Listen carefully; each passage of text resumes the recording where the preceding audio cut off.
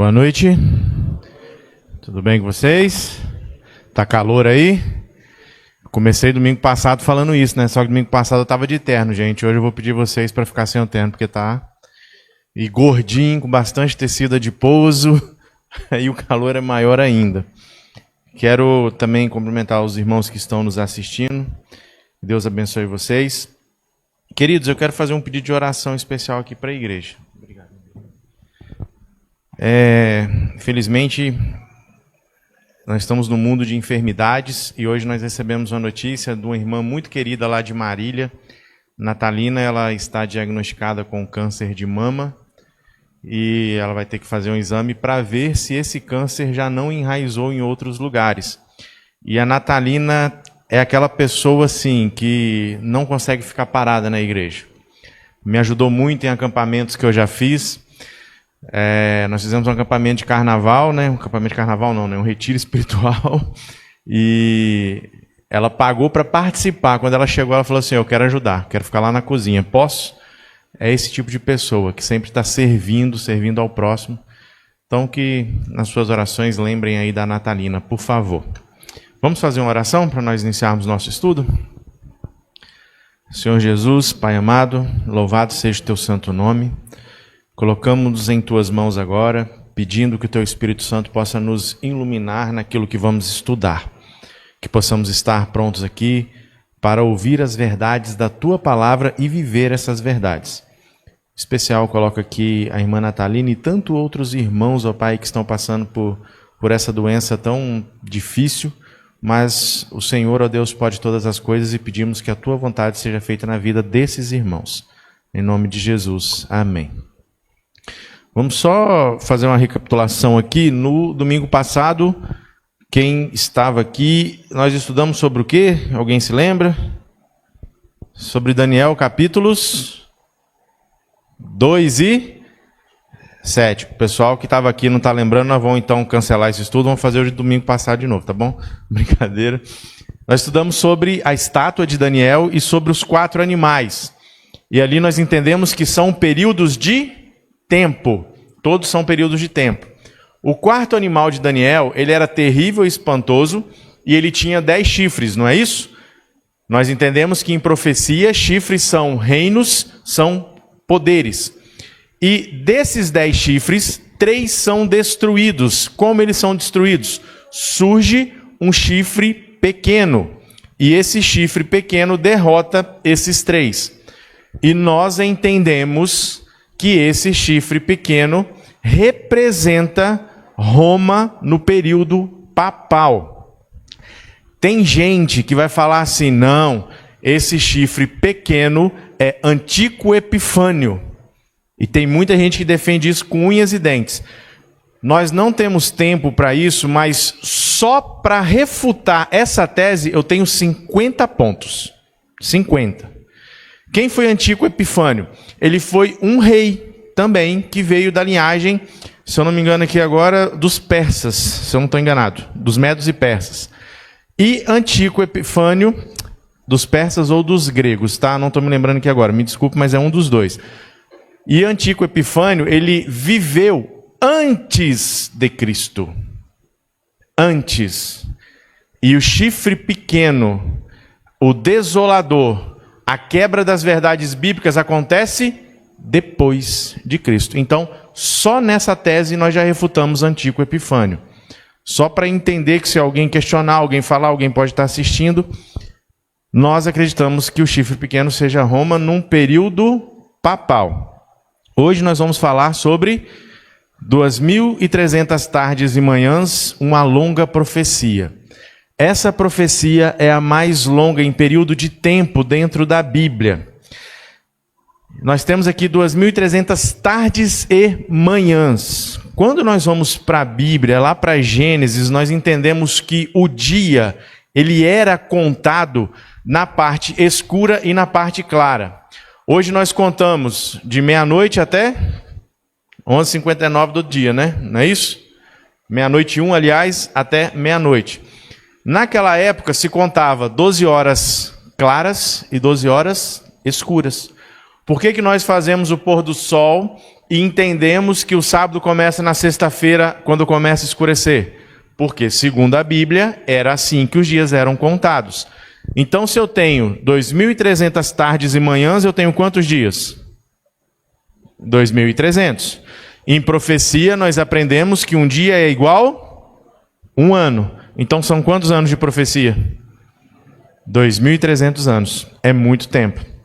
Então, nós vamos estudar essa profecia. Só quero deixar claro o seguinte aqui. Essa profecia, ela tem muita data. Muita data. Então, se você ficar preocupado em guardar a data, você pode acabar não pegando a essência do que é a profecia. Eu estudo essa profecia aí já há mais de 10, 12 anos.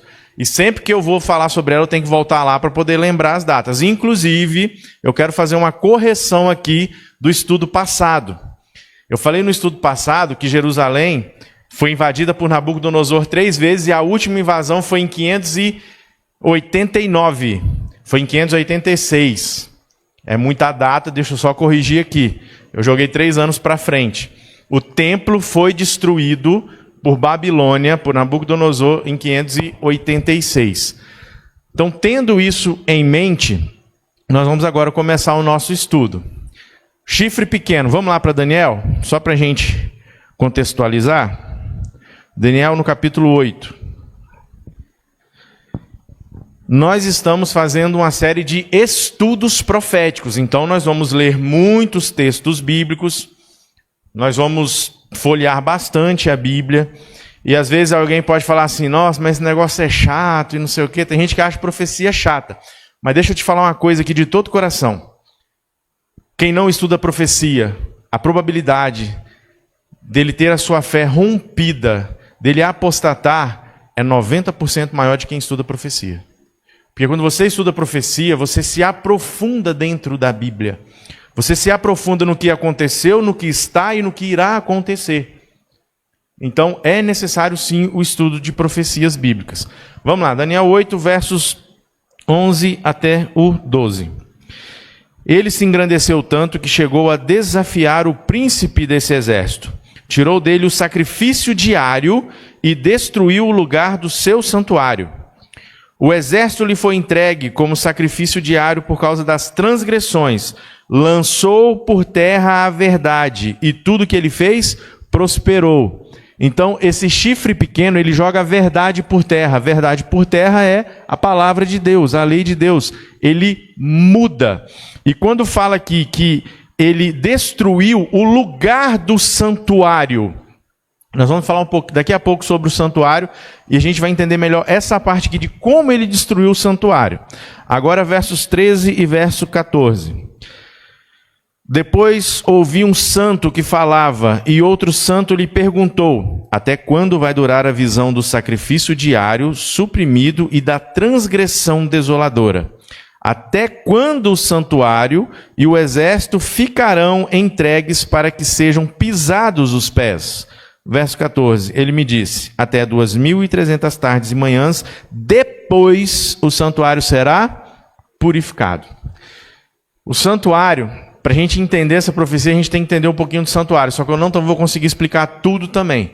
Daria para a gente fazer uma série aqui de 10 estudos só sobre o santuário. Fica a dica aí para o Ancionato, se um dia quiser, a gente pode fazer isso também. Mas vamos entender o santuário. O povo sai do Egito. Deus manda para Moisés um modelo do santuário que existe aonde? No céu. É para fazer igualzinho Moisés. Moisés foi lá e fez esse santuário. Era a igreja, era o templo que o povo tinha no deserto. E ali aconteciam sacrifícios diários. Quantas vezes por dia? Você se lembra? 2 vezes por dia. 9 horas da manhã e 3 horas da tarde. Esse horário é importante, porque depois a gente vai lembrar, vamos lembrar deles aqui. Então o sacrifício era feito nesse momento. O santuário, ele tinha era dividido em 3 partes. O pátio, que está aqui fora, o laser não pega não, né? Então o pátio que está aqui fora, que tem esse altar grande ali. Aí nós temos o santo e depois o santíssimo. Nesse desenho, esse altar ele não está no lugar onde era realmente posicionado. O altar ele era posicionado no rumo, no alinhamento da porta. Aí depois do altar tinha uma pia que ficava bem na porta de entrada.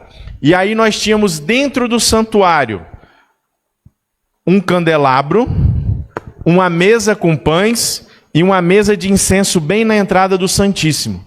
Depois da entrada, lá dentro, no Santíssimo, nós tínhamos o que lá mesmo? A Arca da Aliança. Então o santuário era nessa disposição. E aqui fica uma curiosidade. Se você observar a disposição dos móveis, ele faz o formato de uma cruz. Tudo que era feito no santuário representava o sacrifício que iria acontecer com Cristo. Lembra que eu falei do horário? Cristo é crucificado que horas? 9 da manhã, primeiro sacrifício. Que hora que ele entrega o seu espírito? Às 3 da tarde. Então tudo é alinhado com o santuário. Está aqui o que eu falei com vocês, o santo e o santíssimo. No lugar santo, somente o sacerdote podia ficar. No lugar santíssimo, uma vez por ano entrava o sumo sacerdote. E quando que ele entrava? No dia da expiação, que era dia do juízo, no 10º dia do 7º mês. Ali acontecia um juízo sobre todos os pecados.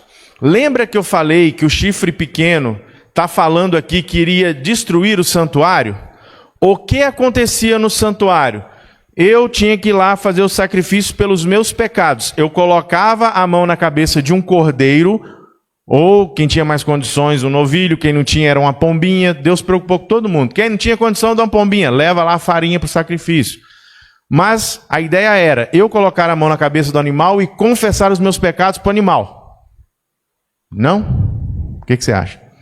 O animal vai entender o que eu estou falando? Colocava a mão no animal e confessava os pecados para quem? Para Deus. O chifre pequeno tira isso. Agora, o confessar o pecado é para um ser humano, pecador como eu e você. E esse ser humano fala, ó, vai lá e reza tantos isso, tanto aquilo, e você está perdoado. A Bíblia não ensina isso de maneira nenhuma. Então está vendo aí a quebra do santuário, a quebra das verdades bíblicas. E o que acontecia então no dia do juízo, no dia da expiação? Era uma limpeza em todo o santuário, era uma purificação em todo o santuário. E o sumo sacerdote entrava no lugar santíssimo. Nós tínhamos a Arca da Aliança, dentro da Arca da Aliança, as pedras dos mandamentos, uma bacia com maná e a vara de Arão seca que floriu. E o que tinha em cima da Arca da Aliança?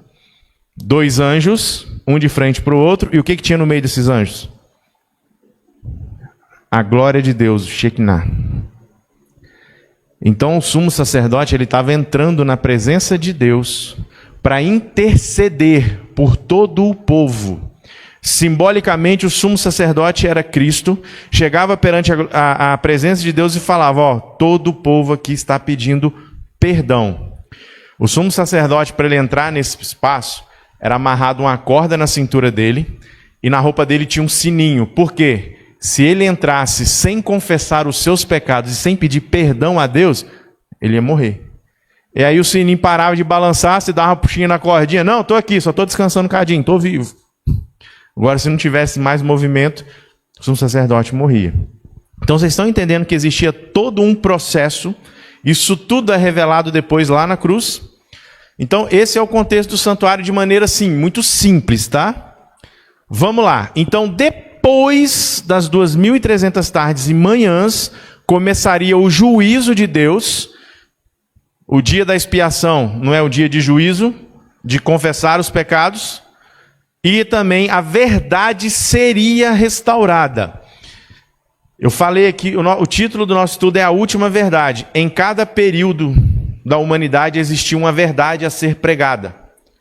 Por exemplo, qual é a verdade que foi pregada para Eva e para Adão? Se vocês comerem do fruto, vocês vão morrer. Qual era a verdade no tempo de Noé? Se arrependam e entrem na arca. E a gente pode pegar outras verdades. Por exemplo, existia uma verdade no tempo de Cristo. O Messias vai chegar, virá. E hoje nós temos também uma verdade a ser pregada. Nós vamos falar sobre isso daqui a pouquinho. Mas de tempos em tempos, Deus sempre teve um povo para poder restaurar a verdade, para lutar contra esse chifre pequeno que antes eram outros povos. Dando sequência, vamos agora, Daniel 9, verso 24.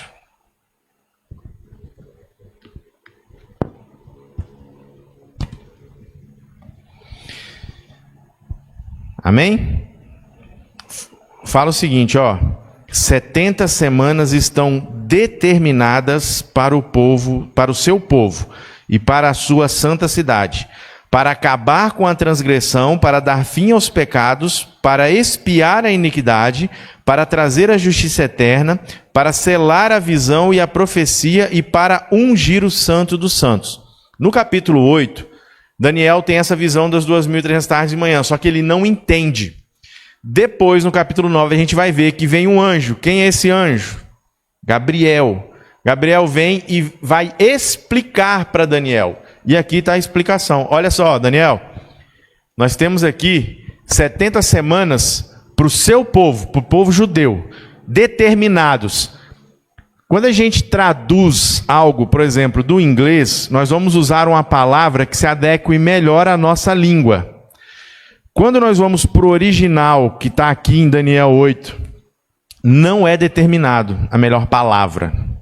A melhor palavra que nós encontramos é cortados. Então, Daniel, 70 semanas e elas serão cortadas. Cortadas de onde? Das 2.300. Dos 2.300 dias. Verso 25 de Daniel 9. Saiba e entenda isso. Desde que foi dada a ordem para restaurar e para edificar Jerusalém até a vinda do ungido. Então as 70 semanas vão começar com a restauração de Jerusalém até a vinda do ungido. Quem é o ungido? Cristo, o príncipe. Haverá 7 semanas e 62 semanas. As ruas e as muralhas serão reconstruídas, mas será um tempo de muita angústia. Está vendo que é muito número, né? É 60 semanas, é 70 semanas, é 7 semanas, é uma semana, é meia semana. Isso meio que dá um embolo na cabeça da gente. Mas vamos tentar pegar a essência. Então, vamos lá. Agora nós vamos começar a fazer um bocado de cálculo aqui, tá? Quem é bom de matemática aí? Ninguém se manifestou. Vamos lá, nós temos 70 semanas. 70 semanas. Se nós multiplicarmos por 7, nós vamos ter quanto? 490 anos. Dias vira anos. Para o povo judeu, o povo judeu é um povo que Deus fez uma aliança com quem? Começou lá com Abraão. Deus fez uma aliança com esse povo. E esse povo não precisava fazer nada. Deus ia fazer tudo. A única coisa que o povo precisava fazer era o quê? Reconhecer Deus como seu único Salvador. Só que esse povo, como a gente conhece a história, por várias vezes ele quebra essa aliança. Deus vai lá e restaura a aliança. Só que Deus deu um tempo para eles. Vocês são um povo escolhido. Não que não vão pregar para outras, mas vocês são um povo que vão me representar. Vocês vão me representar. Passou as 490? Então agora qualquer um pode ser o povo que vai me representar. Aqueles que deveriam pregar, que mostrar, seria o povo judeu. Tanto que a história mostra pra gente que vários gentios foram chegando ao povo de Deus. A genealogia de Jesus, nós temos ali pessoas que são gentis. Nós temos Raabe, que muita gente critica por ser uma prostituta. Mas você sabe por que Raabe era prostituta? Não vou contar, vou deixar para um outro estudo. Tá bom? O último, quem sabe, né? Pode ser. Aí todo mundo vem, né? Nós temos ali quem mais na genealogia de Jesus? Que é gentil, que foi acompanhar a sogra. Quem? Ruth. Então não quer dizer que não era para pregar o evangelho para outras pessoas, mas o povo da promessa, da aliança, era o povo judeu. Início das 70 semanas, quando saísse o decreto para restaurar Jerusalém. Nós não vamos ler os textos para a gente ganhar tempo, mas você pode anotar. Tem 3 decretos para Jerusalém. O primeiro em Ciro, no ano 537, está lá em Esdras 1, de 1 a 4. segundo decreto foi de Dario, no ano 520, e o terceiro de Artaxerxes, em 457. Qual que nós nos guiamos? O primeiro decreto, Ciro falou o seguinte, o povo está liberado para voltar para Jerusalém. Algumas pessoas voltaram, mas só isso. O segundo, Dario simplesmente só reforçou, pode ir lá o povo. Agora, no terceiro, Artaxerxes falou o seguinte, o povo pode voltar para Jerusalém, vocês podem reconstruir a cidade de vocês, vocês podem reconstruir toda a legislação civil de vocês e a legislação religiosa. Então, é por completo. Então, nós entendemos que a ordem para restaurar Jerusalém é a que sai completa, para tudo, para todos os aspectos, que é de 457. Então, quando começa as 2.300 tardes e manhãs, igreja? 457, antes de Cristo. Se eu tenho 457 e nós temos 490 anos, quando eu calculo isso, eu vou para onde? 34 depois de Cristo. Lembrando que os anos antes de Cristo eram contados de trás para frente. Então, as 70 semanas começam 457 e terminam no ano? No ano? Vocês estão tímidos, com vergonha de falar? Pode falar, gente, fica com vergonha não. No ano 34. Vamos lá. Quanto tempo demorou para que Jerusalém fosse restaurada? 49 anos. Aqui fala que foram tempos de muita angústia. Já ouviram aquela historinha que conta para as crianças que o pessoal estava construindo um muro com uma colher de pedreiro na mão e na outra uma espada, arma. Foi difícil, o povo samaritano não queria que reconstruísse, na verdade queria fazer parte, mas não deixaram, uma bagunça de crente misturado com crente que não era crente, e aquele negócio foi ficando complicado, e guerra em cima de guerra, e o povo reconstruindo Jerusalém. Então, um tempo de muita angústia. Demorou 49 anos, nós temos a restauração de Jerusalém no ano 408, finaliza, antes de Cristo. Agora vamos lá. 7 semanas, ou seja, 49 anos.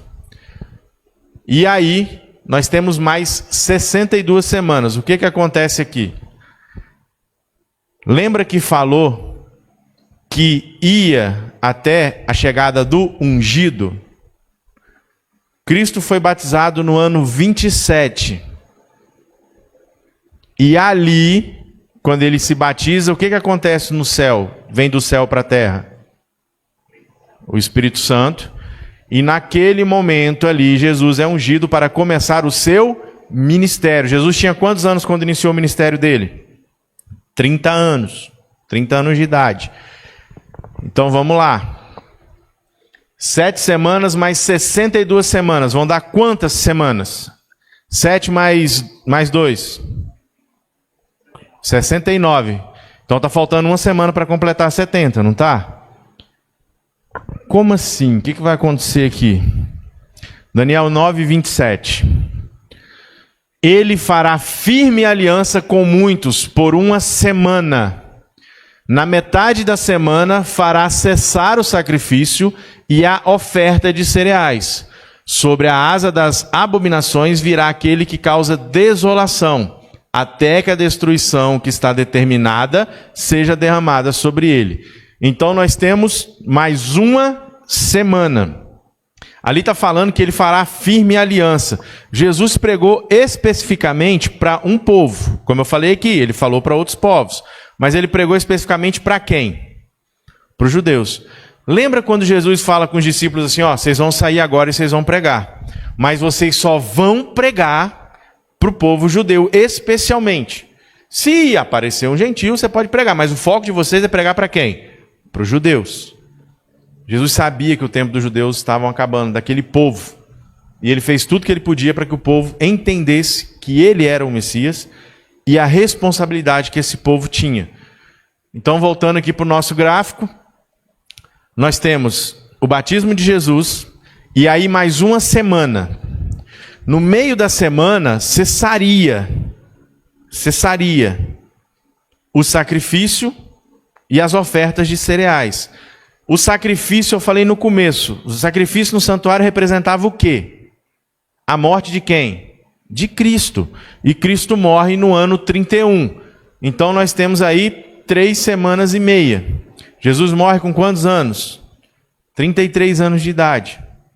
Quando Cristo morre, todo o sistema que acontecia no santuário não é mais necessário.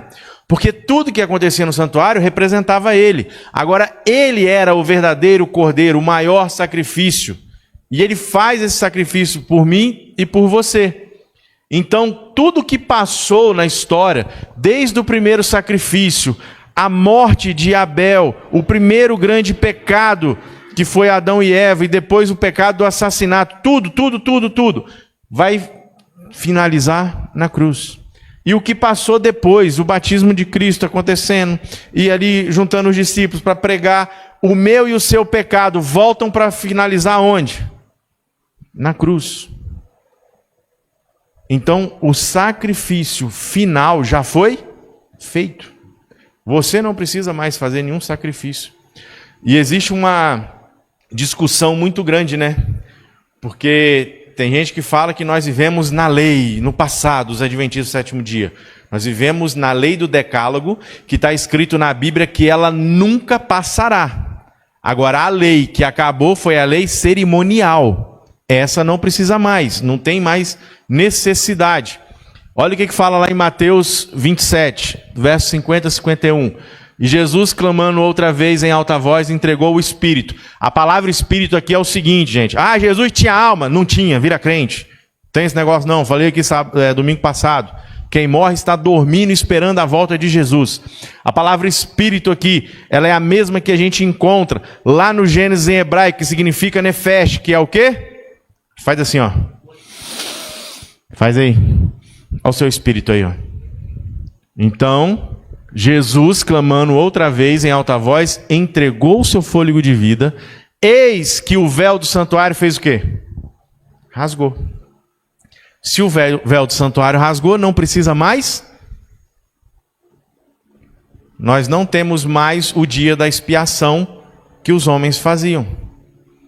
Nesse momento, nós temos agora um sacerdote, que é Cristo, fazendo essa intercessão.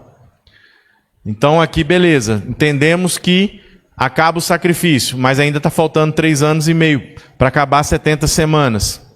Quando nós entendemos isso? No ano 34, se você for lá em Atos 7, versos 55 e 58, está a história de Estevão. Estevão era um diácono da igreja, e segundo a Bíblia ele era cheio do Espírito Santo. Ele faz um sermão poderoso para os judeus, para os líderes judeus, falando: vocês mataram o Messias, vocês mataram o Salvador. O que esses homens fazem? Se convertem? Vão matar esse homem. E o apedrejam. E a Bíblia fala que Estevão olha para o céu e vê a glória de Deus. E naquele momento, aqueles homens que estavam apedrejando, entregam as suas capas para um jovenzinho. Esse jovem, qual é o nome dele? Saulo. Então, olha como a Bíblia vai se encaixando. Saulo seria o pregador dos gentios. Então ele viu isso acontecendo, e dali ele fala, depois que a gente sabe a história, ele começa a perseguir, ele se converte, e ele sai para pregar para os gentios. As 70 semanas iniciam com o decreto e terminam com a morte de Estevão. Agora Israel, os judeus, eles não eram mais o povo escolhido. Agora o povo escolhido é aquele que aceita a mensagem. Então entendemos esse corte das 70 semanas. Vamos para a segunda parte da profecia. Talvez eu estou falando aqui, você está bem assim, gente, não estou entendendo nada que esse homem está falando. Falei que às vezes essa profecia, principalmente quem escuta pela primeira vez, pode ser complicada por causa de data, saber essas coisas, interpretações. Mas entenda o seguinte, as profecias, aliás, elas vão se cumprindo perfeitamente pelo poder de Deus. Se você não está entendendo o que eu estou falando, entenda isso. Depois você estuda, se quiser o slide pode jogar no grupo lá se quiser, André, pode jogar. Tiver dúvida, pode perguntar. Nós estamos falando aqui, se não souber responder, quem vai responder? Os anciãos vão responder. Se não souber, nós vamos atrás de quem sabe. Mas eu quero que você pegue a essência que as profecias, elas são perfeitas. Elas se cumpriram, estão e vão se cumprir. Vamos então agora para nós completarmos a segunda parte. Nós temos 490 anos, certo? Então, 490 de 2.300. Quanto que vai dar se eu pegar 490 e diminuir? Vamos ver quem é bom de conta aí. É legal ver os irmãos assim, ó, tá assim a cabeça. Quem está em casa aí, calcula também. Quanto? 1810. Então, quantos anos faltam para a profecia finalizar? 1810 a partir do ano 34. Se eu pego 1810, aí eu vou ter quanto ali, ó, de 34 mais 1810? 1844. A profecia das 2.300 tardes e manhãs termina no ano de 1844. Então ela começa em 457 a.C. e ela vai até dia 22 de outubro de 1844. Como é que sabe que é 22 de outubro? Aguenta aí, você está apressado, respira. Já vamos falar já. Mas o que acontece em 22 de outubro? No céu se inicia uma nova fase do ministério de Cristo. O ministério de Cristo é bifásico. E tem gente que, quando nós falamos isso, fala que somos hereges, que nós somos uma seita por acreditar nisso. E até hoje não me comprovaram o contrário dentro da Bíblia. Ninguém. Você não tem que acreditar no que o seu pastor fala, você não tem que acreditar no que o Beto fala, você tem que acreditar no que está na Bíblia. E profecia bíblica vem se cumprindo através da história deste mundo. Ah, eu acho. Esse negócio de acho está levando um monte de gente para o inferno. Se quem está assistindo aí tem alguém que não é da nossa igreja, se na tua igreja não abre a Bíblia, cuidado, o diabo está dentro da tua igreja. Igreja tem que abrir Bíblia. Igreja tem que mostrar a Bíblia. Não é o que um homem acha. E se algum dia eu falar algo da minha cabeça e não tiver na Bíblia, você não precisa nunca mais me ouvir. E nem dessa igreja mais eu faço parte. É Bíblia e ponto, acabou. Não tem conversa. Ah, mas tradição... Tradição não fica acima da Bíblia. O próprio Cristo falou com os judeus. Tem que restaurar a palavra. É a palavra de Deus. E os judeus eram cheios de tradições. Muitas, inúmeras. A gente vai falar um pouquinho sobre isso no estudo que vem. Então, Cristo agora, ele começa uma nova fase. No ano, quando o véu se rasga, no ano 31, ele é o nosso sacerdote.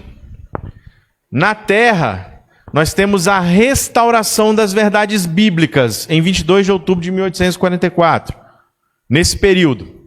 Vamos lá. Do ano 31 a 1844, Jesus é o nosso sacerdote. Ele é sacerdote, ele é sumo sacerdote. Cristo, ele é o que ele quiser, porque ele é o Criador, ele é o Todo-Poderoso. Só que ele faz essas duas fases. De 1844 até hoje, e até a volta dele, é o nosso sumo sacerdote. Aonde está isso na Bíblia? Hebreus 7, 22 a 26. Ali o autor de Hebreus fala claramente das duas fases do ministério de Cristo. Começa falando como sacerdote e depois o coloca como sumo sacerdote. Acreditamos que o autor seja Paulo, porque a escrita de Hebreus é muito idêntica às cartas de Paulo. Então está na Bíblia. Ah, isso é conversa de adventista de Ellen White. Que Ellen White, irmão? Vai ler a Bíblia. Vai ler a Bíblia. Nós provamos as 2.300 tardes e manhãs, 1844, dentro da palavra de Deus. Amém? Seguindo. Mas peraí, a restauração agora da Bíblia. Entendemos a fase do juízo lá, né? Jesus agora é o nosso sumo sacerdote, está fazendo o nosso juízo. E a restauração da Bíblia? Quando acontece a restauração da Bíblia? Nesse período. Quero apresentar para vocês esse rapaz aqui, Guilherme Miller. Quem já ouviu falar em Guilherme Miller? Nós vamos relembrar algumas coisas de Guilherme Miller.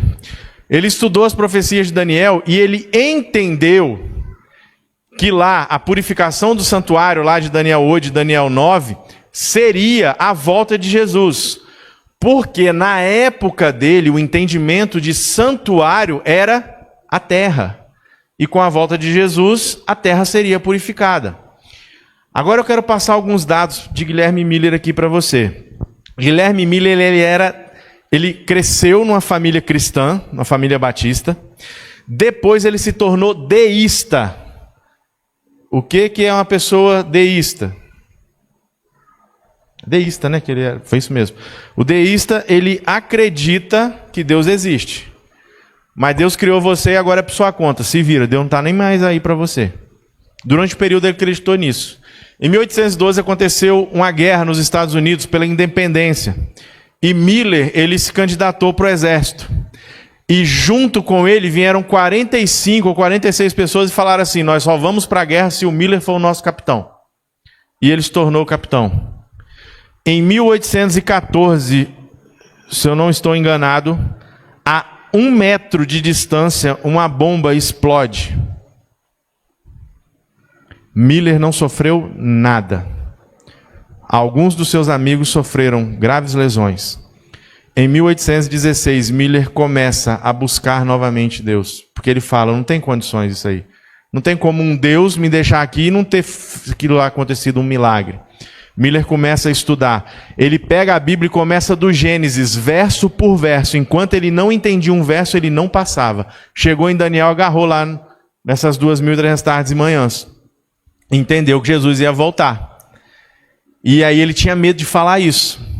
Ele começou a publicar alguns artigos bem timidamente. Eu estou resumindo a história aqui, tá? A história é muito mais coisa. E um dos seus cunhados era pastor. E sempre falava, você tem que pregar isso. Mas ele, não vou pregar nada, você está doido, é ruim, não tem dom para isso não. Só que cada vez mais ele sentia dentro do coração dele que ele tinha que pregar. E numa manhã ele, fortemente impressionado, a esposa dele, a Lúcia, falou assim, você tem que pregar esse negócio. E ele começa a discutir com a Lúcia, não vou pregar. E ele ora e fala o seguinte, Senhor, se for da tua vontade que eu pregue, eu quero que venha alguém aqui na minha porta e me chama para pregar. Ele acabou de falar, bateram na porta. Era o sobrinho dele.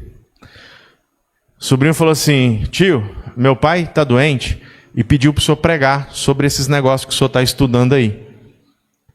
Miller acabou de orar, o sobrinho chegou. Sabe quantos quilômetros o sobrinho estava andando para chegar na casa de Miller? Aproximadamente 25 quilômetros. Antes de Miller orar, Deus já estava providenciando. Sabe o que Miller fez? Pegou a Bíblia e foi pregar? Não, saiu correndo, igual criança mimada. Foi para um bosque e ali ele fez como Jacó, ele brigou com Deus. Como assim? Eu vou pregar, eu não sei falar direito. Está igual Moisés, né? Quantas vezes Deus chamou você que está sentado aqui para fazer algo extraordinário através dele e você tem medo de sair de onde você está? Todos nós que estamos aqui, quem está nos assistindo, temos algo especial para a obra de Deus. A Gabriela falou que ontem, você não precisa pregar, falar, mas um sorriso está na recepção. Uma recepção transforma a vida, um sorriso. Todos nós somos chamados para algo especial. E Miller começa a pregar que Jesus voltaria entre 1843 e 1844. Presta bastante atenção no que eu vou falar com você aqui. Eu já cansei de ver pregadores adventistas falando que Miller marcou a data de 22 de outubro de 1844. Não marcou. Ele nunca marcou data alguma, que ele tinha muito receio quanto a isso. Ele entendeu, através dos estudos que ele fez, que o 10º dia do 7º mês, o dia da expiação, aconteceria entre 1843 a 1844. Volto a repetir, Miller nunca marcou. Ele aceitou a data de 22 de outubro, faltando uma semana para acontecer essa data. Ele não aceitava essa data. Ele aceitou depois de convencê-lo. Tem muita gente, como eu disse, que prega aqui no púlpito falando, não, Miller marcou a data de 22 de outubro. Vira crente, vai estudar a história da igreja. Então, passou o ano de 1843 e Jesus não volta. Tinha ainda o ano de 1844. E tudo isso que eu estou falando com você, você pode ler nos livros da história que tem da igreja. Mas a história da igreja... Vai ler a história desse movimento que aconteceu fora da igreja. Vai ler que você vai ver. Não foi Miller que marcou data. Sabe quem marcou data? Esse rapaz bonito aí, ó. Olha que barba bonita. Samuel Snow. Samuel das Neves, né? Se a gente colocar aqui, Samuel das Neves. Você sabe quem era Samuel Snow? Ele era um jornalista que buscava de todas as maneiras defamar o movimento millerita. Ele odiava o movimento millerita, ele queria fazer Miller passar vergonha com essa ideia. Começou um reavivamento nos Estados Unidos. Essa pregação de Miller alcançou proporções inimagináveis. Um rapazinho chamado Josué Himes, ele tinha uma condição melhor, ele era dono de uma gráfica, e ele começou a impulsionar as pregações de Miller. Os Estados Unidos voltaram para a Bíblia, para a palavra de Deus. Samuel Snow era esse cara que queria destruir esse movimento. Ele começou a estudar e adivinha o que aconteceu? Ele se converteu ao cristianismo. E aí ele foi estudar. Ele pegou o calendário hebraico, junto com o calendário gregoriano, que é o que nós temos, pegou o calendário juliano, que por um período o mundo participou desse calendário também, e transformando, levando uma fórmula de cálculo para o calendário judaico, ele chegou na data de 22 de outubro de 1844. Então, quem marcou essa data? Guilherme Miller marcou data? Então, quando alguém falar com você, você fala assim, não, irmão, vai estudar mais um pouquinho, depois nós conversa. Samuel Snow marcou essa data. Chegou o dia 22 de outubro de 1844. Todos esperando Jesus voltar. E Miller e alguns se reuniram nessa pedra aí, a Pedra da Ascensão, na propriedade de Miller. E as horas foram passando. E Jesus não voltou. Estamos aqui esperando ainda, né? Você imagina a decepção, a tristeza. Miller acertou a data, né? Quer dizer, o evento que seria... Miller acertou as datas, o ano que aconteceria junto com Samuel Snow, que aconteceria algo especial, que é Jesus passando de sacerdote para sumo sacerdote, do santo para o santíssimo. O evento que eles colocaram que era a volta de Jesus. E aí, esse rapaz aí, ó, Iron Edson, juntamente com Crozer e Franklin, dois amigos, eles começaram a estudar, mas por que Jesus não voltou? Tem um negócio de errado nas explicações de Miller. Só que aqui vai outra coisa agora. O que eu vejo de gente falando que Miller continuou marcando data para Jesus voltar é brincadeira, e ele não continuou. Do movimento millerita tiveram 25 ramificações conhecidas. Dessas 25, só 3 duraram mais tempo. Adventista de Albany, Adventistas Iluminados, acho que é Iluminados, né? O Lucas vai junto comigo ali. Iluminados. E os Adventistas Sabatistas. Miller continuou com os de Albany. E morreu no ano de 1849, mas ele não marcou mais data. Esse grupo dele continuava marcando. Tem gente que fala o seguinte, não, Miller fundou a igreja adventista. Miller não se juntou ao movimento sabatista do sétimo dia. Miller não aceitava o sábado. Mas aqui vai uma situação para você. Mas temos a certeza que vamos encontrar Miller quando Jesus voltar. Ele não aceitou o sábado. Beleza, era algo novo para aquela região, para aquele povo. Mas Miller foi um cristão na íntegra da palavra. Então tem esse negócio de Miller continuou... Não, Miller não continuou nada. Miller não se envolveu no movimento da igreja, ele é um pioneiro do movimento millerita. A partir do movimento dele, nós começamos a restauração da verdade. Lembra que o chifre pequeno ia jogar a verdade por terra? Então a verdade começa a ser restaurada com mais força nesse período. E olha aqui o que fala lá em Apocalipse 10, verso 8 a 11. Nós já estamos terminando, tá bom?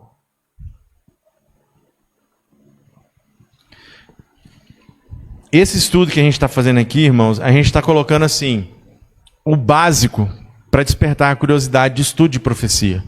Mas isso aqui é muito mais profundo quando nós vamos estudando. Apocalipse 10, versos 8 até o 11. Amém? A voz que ouvi vinha do céu. Estava de novo falando comigo e dizendo: vá, pegue o livro que se acha aberto na mão do anjo que está em pé sobre o mar e sobre a terra. Então fui ao anjo pedindo-lhe que me desse o livrinho. Ele então me falou: pegue o livrinho e coma-o. No seu estômago ele será amargo, mas na sua boca será como mel. Pegue o livrinho e devore. No seu estômago será amargo, mas na sua boca será como mel. Verso 11. Então me disseram: é necessário que você ainda profetize a respeito de muitos povos, nações, línguas e reis. Esse livro que João pega e come é o livro de Daniel. É o livro de Daniel. Lá em Daniel, o anjo fala para Daniel o seguinte: Daniel, sela o livro.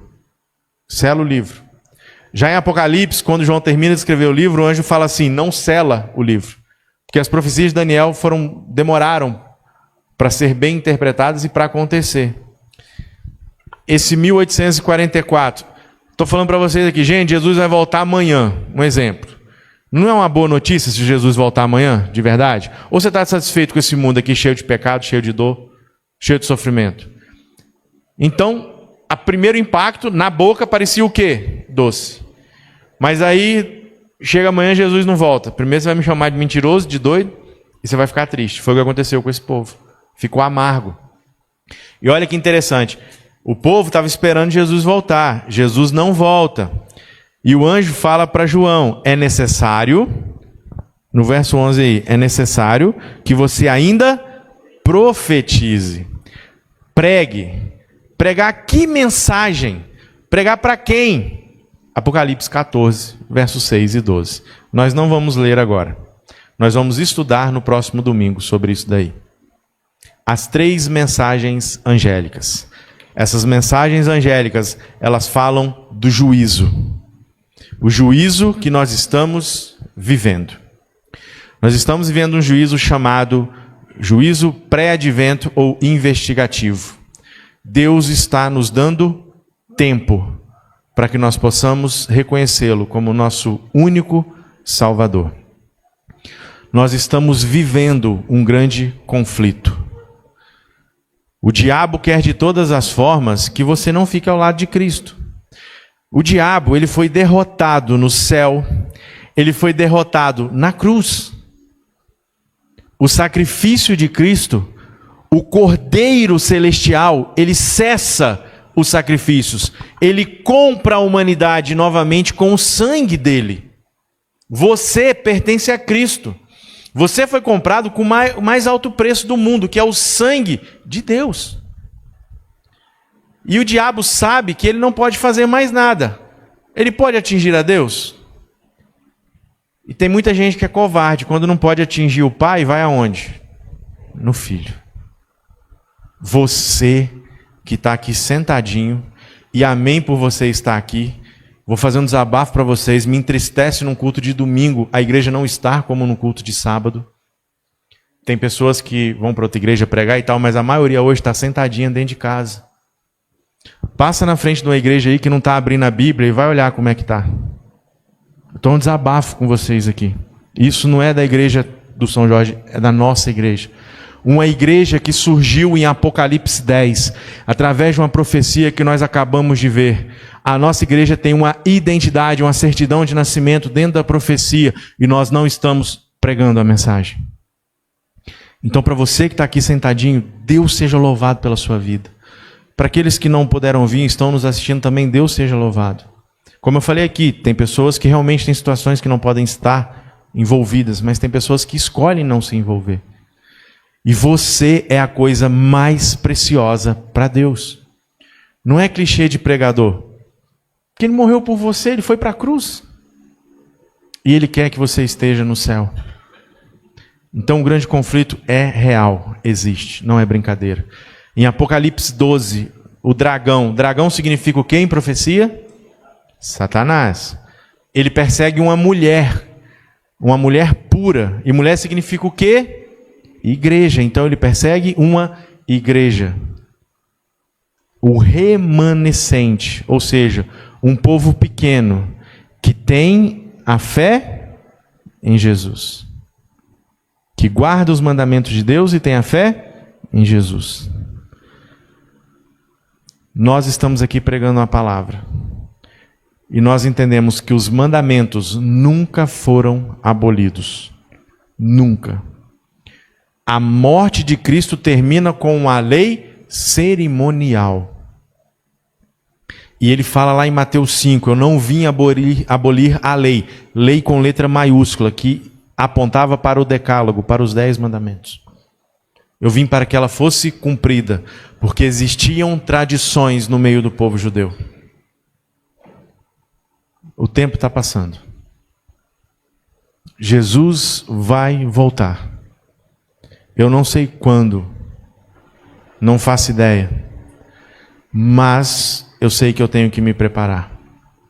E como alguém que foi alcançado por essa mensagem, eu também não posso me esconder.